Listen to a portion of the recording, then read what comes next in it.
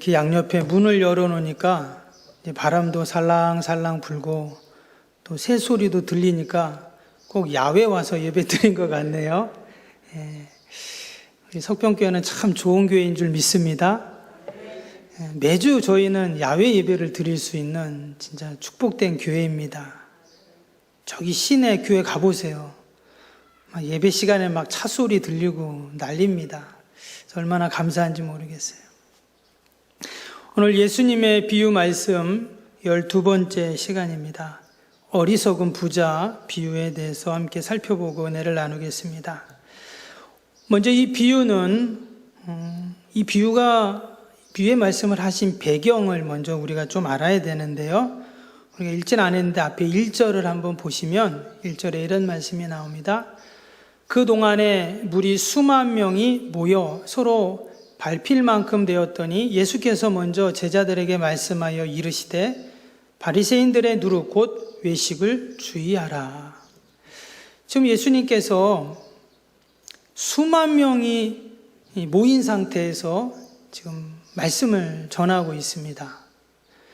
예수님은 늘 예수님이 있는 곳에는 예수님을 보기 위해, 예수님의 말씀을 듣기 위해 이렇게 많은 사람들이 모였어요. 오늘 이렇게 보니까 또 뭐 바쁘신 분들도 계시고 안 보이는 분도 계시는데, 여러분 우리가 늘 하나님의 말씀을 사모하고 예배를 사모하고 또 우리가 예배 자리에 함께 나올 수 있기를 바랍니다. 여기 나오신 분들은 너무 감사하고 귀한 분들이세요. 지금 예수님도 지금 말씀을 전하는데 수만 명이 그곳에 모였습니다. 그러면서 예수님께서 1절에서 12절까지 여러 가지 말씀을 하셨습니다. 우리가 읽진 않았는데 천국과 지옥 얘기를 하시고 또 하나님의 섭리, 또 영혼의 소중함, 또 성령님, 뭐 여러 가지 주제를 이제 쭉 말씀을 하셨는데, 근데 말씀을 듣는 중에, 하시는 중에 어떤 사람이 앞으로 나와가지고 예수님께 이런 질문을 대뜸합니다. 그게 오늘 13절이에요. 13절 보시면 무리 중에 한 사람이 이르되 선생님 내 형을 명하여 유산을 나와 나누게 하소서. 아마도 이 사람은 부모님이 돌아가시면서 유산을 상속해 줬겠죠. 그런데 그 유산을 형이 같이 나눠야 되는데 제가 다 가져가 버린 거예요. 그리고는 예수님에게 지금 그 얘기를 하면서 예수님께서 우리 형에게 좀 얘기를 해서 좀 그 유산을 좀 내 몫을 좀 달라고 얘기해 달라 이렇게 지금 하는 겁니다. 우리 여기서 한 가지 의문이 생기는 게 뭐냐면 왜 이 사람이 예수님에게 이런 말을 했을까요? 당시에 이런 문제는, 이런 판결은 제사장이나 종교 지도자들이 하는 일이었거든요. 그렇다면 이제 이 사람은 예수님을 당시의 종교 지도자나 또한 제사장으로 여겼다는 말이겠죠. 그리고 또 다른 한편으로는 당시의 종교 지도자나 재판장들은 사람들이 신뢰를 못했습니다. 오늘 이 1절에도 뭐라고 했어요? 1절에 바리새인들의 누룩 곧 외식을 주의하라 지금 이랬거든요. 당시 사내들인 공회의 대부분은 바리새인들이었는데 다 종교 지도자들이었죠. 근데 그들의 외식을 주의하라 예수님이 이렇게 말씀하신 이유는 그들이 외식을 한다는 거잖아요. 그래서 사람들은 원래 존경과 신뢰를 받아야 할 사람들인데 겉과 속이 달랐기 때문에 그들을 신뢰하지 못했습니다. 그래서 지금 예수님의 말씀을 듣고 예수님을 보니까 예수님에게 좀 이런 얘기를 하면 예수님은 정말 정의롭게 공정하게 판결해 주실 거야 라는 생각을 갖고 자신의 문제를 지금 이야기를 한 것입니다. 그런데 예수님이 그 이야기를 듣고 나서 어떻게 하셨는가? 오늘 14절을 한번 보시면 14절에 예수님이 하신 말씀입니다. 이르시되 이 사람아 누가 나를 너희의 재판장이나 물건 나누는 자로 세웠느냐? 지금 예수님께서 마치 이 사람을 좀 혼내는 듯 이렇게 말씀하셨어요. 누가 나를 너희 재판장이나 물건 나누는 자로 세웠냐? 이렇게 말씀한 거예요. 우리가 여기서 예수님의 지혜를 알게 됩니다. 지금 예수님께서 그 문제를 해결할 능력이 없어서 이런 말씀을 한 게 아니었죠. 그리고 또 예수님께서는 지금 이 사람을 문제를 외면하시거나 회피하려고 이런 말씀한 게 아닙니다. 우리가 아까 낮에도 말씀을 보았지만 그 독자들이 죽어 슬픔을 당한 그 과부를 심지어 죽었는데도 예수님은 그 문제를 해결해 주셨잖아요. 그래서 예수님은 문제로 고통당하고 괴로워하는 그 사람들을 결코 외면치 않으십니다. 그런데 희한하게 여기서 좀 이런 말씀을 하신 겁니다. 예수님이 이 말씀을 먼저 하신 이유는 뭐냐면요, 이제 삶의 우선순위 때문에 이런 말씀을 하셨어요. 지금 예수님이 윤리적 세상적 관심이 없어서 이런 말씀을 하신 게 아니라는 거죠. 도리어 예수님은 우리의 삶의 문제에 더 많은 관심이 있으세요. 그래서 육신의 문제, 삶의 문제 때문에 우리가 힘들고 어려울 때 하나님께 기도하잖아요. 하나님 우리 그 기도를 외면치 않고 여러분 반드시 들으실 줄로 믿습니다. 아멘. 예. 그런데 지금 예수님이 이 말씀하신 이유는 뭐냐면 우선순위 때문에 그래요. 육신의 문제도 중요합니다. 그러나 예수님은 영혼의 문제에 더 많은 관심을 갖고 계세요. 그래서 지금 누가 재산을 차지하냐 못하냐, 그래서 이것을 예수님이 그것을 판결해 주셔서 재판장으로 군림하시려고 하지 않으시고, 또 그 재산을 혼자 독차지한 또 그것을 받지 못해서 불만을 가지고 있는 그 동생, 예수님은 그들을 다 알고 계십니다. 그러나 예수님은 겉으로 보이는 이 재산상의 상속의 문제보다, 그것을 누가 차지하고 빼앗느냐는 그 탐심의 그 문제보다 더 중요한 영적인 문제를 지금 예수님이 얘기하시려고 하는 거예요. 그래서 나온 게 이 어리석은 부자 비유입니다. 이런 배경 가운데 이 비유를 하셨어요. 우리가 이 어리석은 부자 비유를 잘 알죠? 어떤 마을에 부자가 살고 있었는데 이 사람이 밭이 많았습니다. 근데 그의 농사를 지었는데 풍년이 든 거예요. 평상시 같으면 그 소출을 다 창고에 넣으면 되는데 너무 많이 이 결실을 맺어가지고 보니까 창고가 모자랄 것 같아요. 그래서 이 사람이 생각을 하기 안 되겠다. 좀 창고를 크게 지어야 되겠다. 그건 허물고 크게 지었어요, 창고를. 그러면 다 추수해가지고 창고에 다 넣었습니다. 그리고는 고간을 가득 채워놓고는 이제 그가 독백처럼 그런 이야기를 속삭이죠. 밑에 19절을 보시면 19절에 또 내가 내 영혼에게 이르되 영혼아, 자기에게 말하는 거잖아요. 여러 해 쓸 물건을 많이 쌓아두었으니 평안히 쉬고 먹고 마시고 즐거워하자 하리라 하되. 지금 이 사람이 그런 창고에 가득 쌓아놓은 곡식을 보면서 막 너무 기쁜 거예요. 야, 이제 몇 해 동안은 놀고 먹어도 되겠구나. 이런 생각을 하고 있는데 그때 하나님이 딱 나타나시죠. 그럼 뭐라 하십니까? 20절 보시면 하나님이 이르시되 어리석은 자여 오늘 밤에 내 영혼을 도로 찾으리니 그러면 내 준비한 것이 누구의 것이 되겠느냐. 예수님이 지금 하나님이 그 부자를 보고 뭐라고 했다고요? 어리석은 자여 이랬어요. 사실 이 사람은 어리석은 자가 아니죠. 여기 지금 나온 기록의 내용, 이 비유의 내용으로만 보면 이 사람은 상당히 현명한 사람입니다. 지혜로운 사람이고요. 미래를 내다볼 수 있는 사람이고 미래를 준비하는 그런 사람이죠. 또 열심히 일해가지고 많은 결실을 지금 본 사람입니다.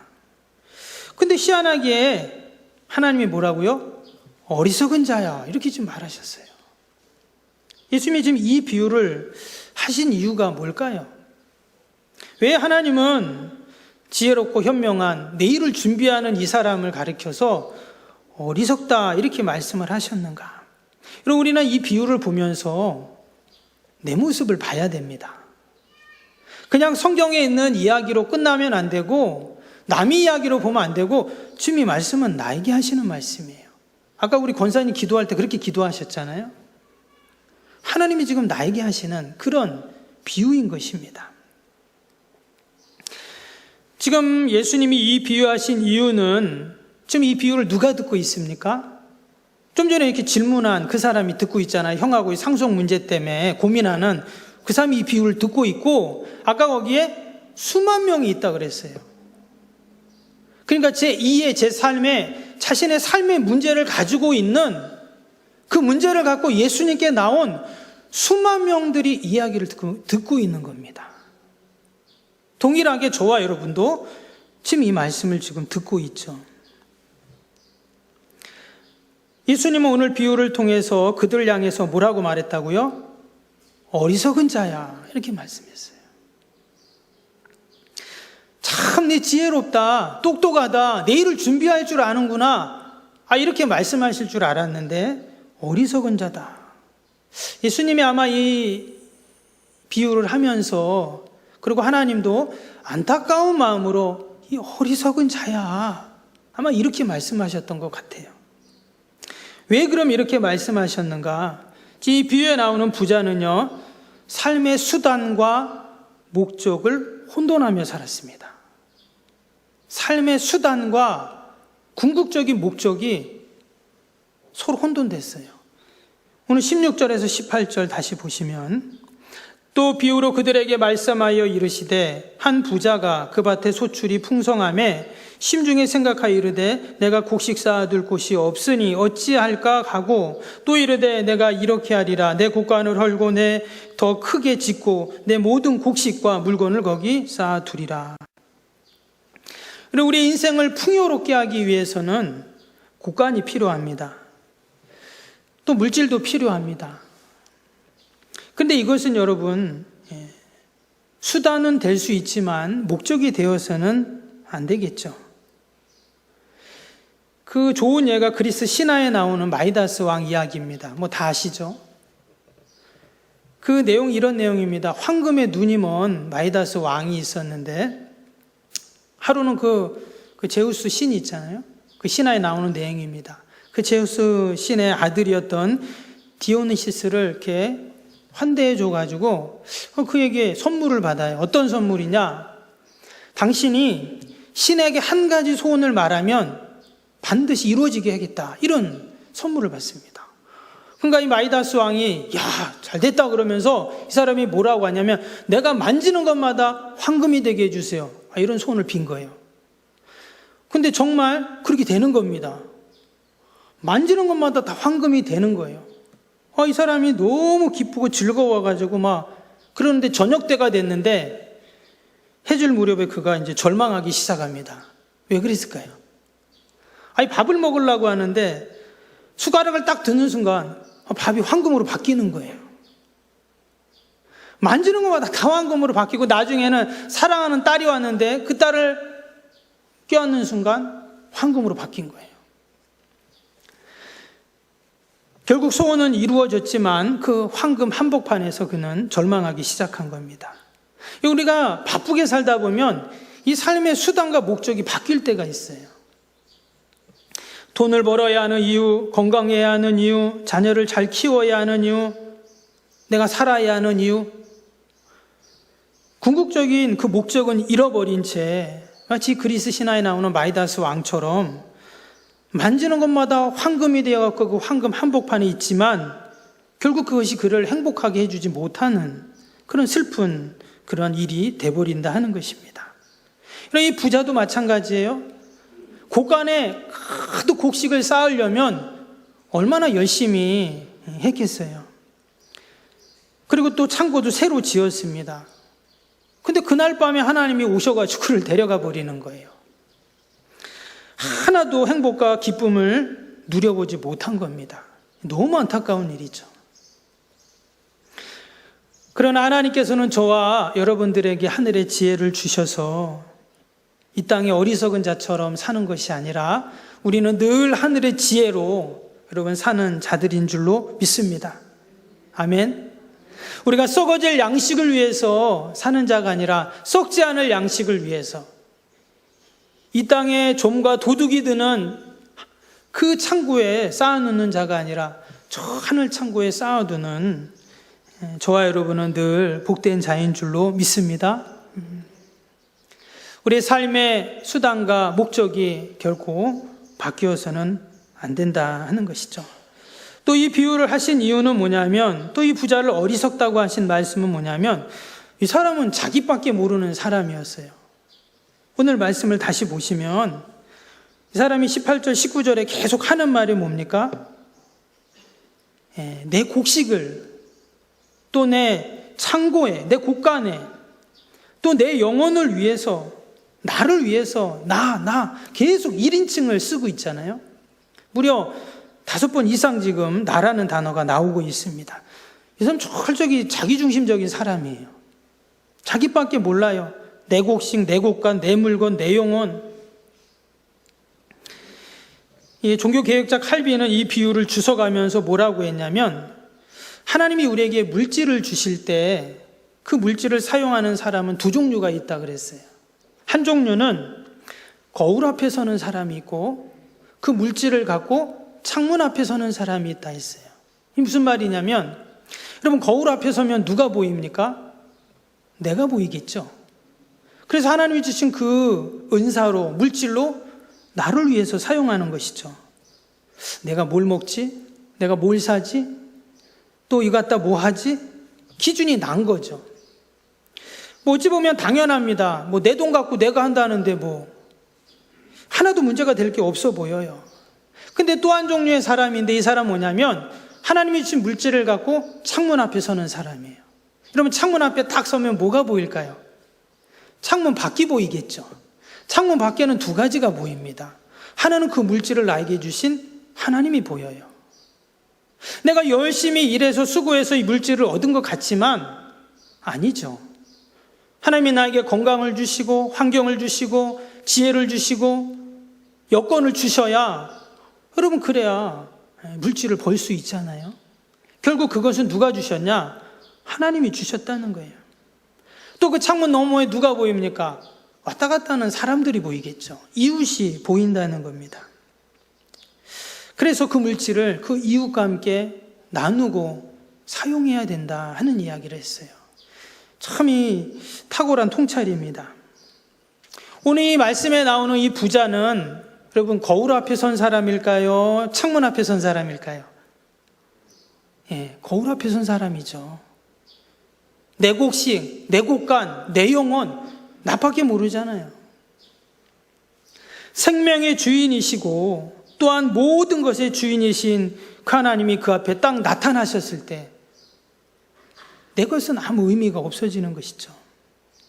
오늘 20절 다시 봅니다. 하나님이 이르시되 어리석은 자여, 오늘 밤 내 영혼을 도로 찾으리니 그러면 내 준비한 것이 누구의 것이 되겠느냐. 대부분 사람들은 이것을 모르고 살아갑니다. 그리고 인생의 마지막 날 그때서야 이게 내게 아니었구나를 알게 되는 것이죠. 반대로 내가 가지고 있는 이것이 지금 내 것이 아니고 하나님의 것을 알고 고백하는 자는 어떤 자일까요? 지혜로운 자죠.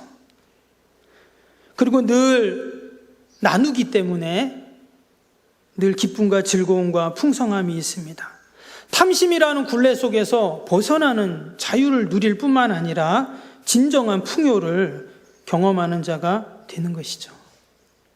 저와 여러분은 늘 여러분 창문 앞에 서는 자가 될 수 있기를 바랍니다. 아멘. 좀 아멘 좀 크게 하셔야 되는데, 아멘. 크게 하셔야 이 또 자는 분들이 깨거든요. 근데 혹시 그렇게 말씀하실 수도 있어요. 아니 목사님 저는 창고도 없고 뭐 나눠줄 것도 없는데요. 그렇지 않습니다. 우리가 지금 이 자리에 있는 것 자체가 여러분 하나님으로부터 많은 것을 받은 자인 줄로 믿습니다. 오늘 22절부터 34절까지 말씀을 쭉 집에 가서 꼭 읽어보시면 그 이유가 쭉 기록이 되어 있습니다. 여러분 성도들은 늘 나누는 자들입니다.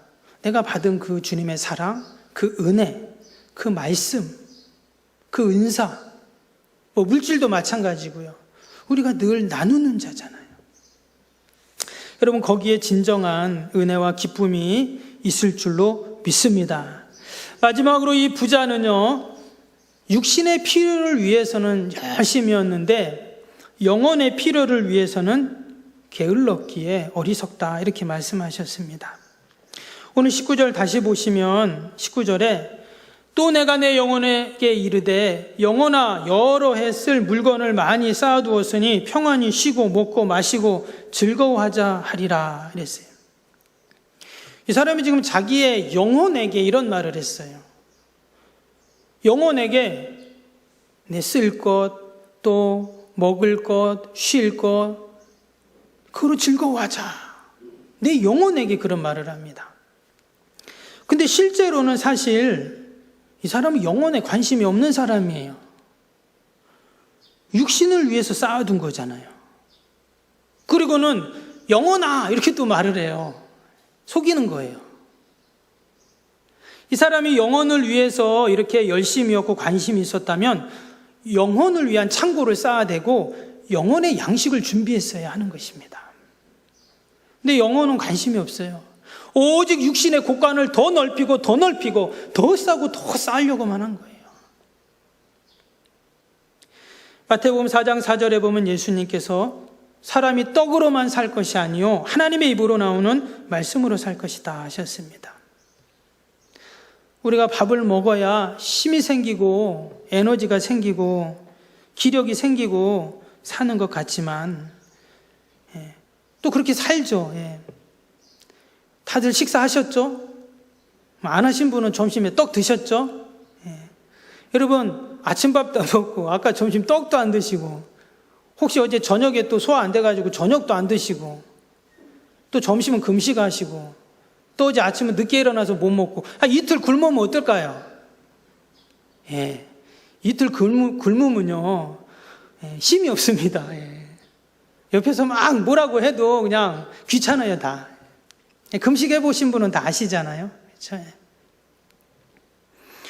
그리고 우리의 육신을 위해서는 당연히 먹어야 됩니다. 근데 우리의 영혼을 위해서 영혼도 먹어야죠. 영혼을 위한 양식이 필요하고 그 양식을 쌓아둘 영혼의 곳간이 분명히 필요합니다. 하나님 모르고 또 말씀 모르는 세상 사람들은 육의 풍요만을 정신없이 그렇게 쫓아 살다가 결국 정작 영혼에 필요한 것은 아무것도 준비하지 못한 채 영혼의 풍요는 하나도 누리지 못한 채 인생을 마치게 되는 것이죠. 오늘 예수님이 21절에 그 말씀을 하셨습니다. 21절 보시면 자기를 위하여 재물을 쌓아두고 하나님에 대하여 부여하지 못한 자가 이와 같으니라. 하나님에 대해서 부여하지 못하다는 말은 영적으로 부여하지 못했다 이런 말이잖아요. 그래서 여러분 진정한 부요는 풍성함은 영적으로 부자가 여러분 진정한 부자인 줄로 믿습니다. 이 창고를 크게 만들고 곡식을 가득 채운 이 부자는 가짜 부자입니다. 사람들이 다 거기에 속는 것이죠. 다시 처음으로 돌아갑니다. 예수님이 이 비유를 하시게 된 그 이유입니다. 지금 어떤 사람이 형과의 상속 문제로 예수님께 좀 해결해 달라고 왔어요. 이 사람은 억울한 사람이죠. 당연히 부모가 준 유산을 형제가 나누는 것이 맞는데 형이 지금 다 가져가고 하나도 자기의 몫을 안 주었습니다. 그러면 지금 이 사람은 지금 어떤 생각을 할까요? 당연히 온통 잃어버린 유산에 대한 그 상속의 문제만을 그는 지금 생각하고 있을 것입니다. 그리고는 어떻게 하면 지금 내 몫을 차지할 수 있을까? 형이 빼앗아간 그 유산을 내가 받아올 수 있을까? 이 사람은 그것만 생각하겠죠. 이 사람 저 사람 만나기도 하고 또 정보도 알아보고 또 결국은 정말 탁월해 보이는 예수님에게 와가지고 지금 그 문제를 얘기하고 좀 해결해 달라 이렇게 지금 하고 있는 것입니다. 여러분 어떻게 하면 이 사람이 형에게 받지 못한 유산을 다시 찾을 수 있을까요? 당연히 예수님에게는 그 지혜가 있으세요. 지금 이 사람이 가려워하는 것을 예수님은 긁어줄 수 있어요. 필요한 것을 예수님은 주실 수 있습니다. 어떻게 하면 그 형에게 그 재산을 빼앗아 오고 자기 몫을 찾아올 수 있는 지혜가 예수님에겐 있어요. 근데 예수님은 안 가르쳐 줍니다. 안 가르쳐 주세요. 이 사람이 지금 억울한 일을 당했는데 지금 예수님은 안 가르쳐 주는 건 둘째치고 뭐라고 했습니까? 이 어리석은 자야, 이렇게까지도 말씀을 하셨습니다. 왜냐하면 지금 이 사람의 삶의 문제, 형에게 상속을 받지 못한, 그 유산을 받지 못한 게 이 사람의 진정한 문제가 아니라는 거예요. 이 사람의 진정한 문제는 뭡니까? 영혼의 문제였어요. 하나님 앞에서 하나님의 관계하는 안중에도 없고, 지금 예수님은 하나님의 아들이시거든요. 그런 하나님의 아들이 자기 앞에 딱 있는데 그 영적인 풍요에 대해서는 하나도 관심이 없어요. 오직 형에게 못 받은 그 아버지의 유산, 그 육적인 문제만 지금 이 사람은 가득한 겁니다. 온통 육적인 풍요만을 생각하고 있는 거예요. 서두에도 말씀드렸듯이 여러분, 이 비유 속에서 우리는 나의 모습을 우리는 발견해야 됩니다. 혹시 나는 육적인 문제에만 빠져 있지는 않은지. 당연히 육적인 문제도 중요하잖아요. 그러나 진정한 풍요는 영적인 문제가 해결이 안 되면 육적인 풍요는 없는 것입니다. 오늘 어리석인 부자의 비유는 여기서 끝나지 않았어요. 이어지는 말씀을 보면 우리가 잘 아는 말씀이 이제 22절에서 23절까지 쭉 나오는데, 22절에 한번 같이 보겠습니다. 22절 한번 보시면, 또 제자들에게 이르시되 그러므로 내가 너희에게 이르노니 너희는 목숨을 위하여 무엇을 먹을까, 몸을 위하여 무엇을 입을까 염려하지 말라. 이 산상수훈에 나오는 그 마태복음 말씀이잖아요. 이 말씀들이 쭉 나오면서 예수님이 세 가지 예를 드셨습니다. 첫 번째는 24절에 보면 까마귀가 나오고요, 27절에 보면은 백합화가 나오고 28절에 들풀이 나옵니다. 24절만 보면 까마귀를 생각하라. 심지도 아니하고 거두지도 아니하며 골방도 없고 창고도 없으되 하나님이 기르시나니 너희는 새보다 얼마나 더 귀하냐. 백합화도 또 들풀도 다 마찬가지입니다. 한낱 미물인 까마귀, 그냥 들의 흔한 그 풀도 어떻게 한다고요? 하나님께서 다 귀하게 여기셔서 다 거두게 하시고 다 먹이시고 입히시고, 그런데 하나님의 형상대로 지음받은 너희들은 더 귀하지 않냐, 이렇게 지금 말씀을 하고 계시는 겁니다. 하나님께서는 여러분 우리에게 늘 풍요를 베풀어 주십니다. 아니, 목사님 저는 별로 풍요롭고 넘치지 않는데요. 그것은 분명히 영적인 풍요를 경험하지 못하기 때문일 겁니다. 내가 영적인 풍요를, 하나님의 풍요를 먼저 충만하게 경험하면 여러분 육적인 풍요는 보너스로 따라올 줄로 믿습니다. 아멘. 네. 여러분 우리에게 그러한 확실한 믿음과 강한 믿음이 있어야 돼요. 이것도 아니고 저것도 아니고, 이것도 조금 저것도 조금, 이게 아니라 하나 그렇게 말씀하셔서, 목사님이 그렇게 말씀하시는데 그래 한번 내가 그러면 영적인 풍요를 한번 경험해 보자. 그 영적인 하나님의 능력을 내가 경험해 보자. 여러분 이러한 믿음으로 우리 나아갈 때 하나님께서 다 해결해 주실 줄로 믿습니다.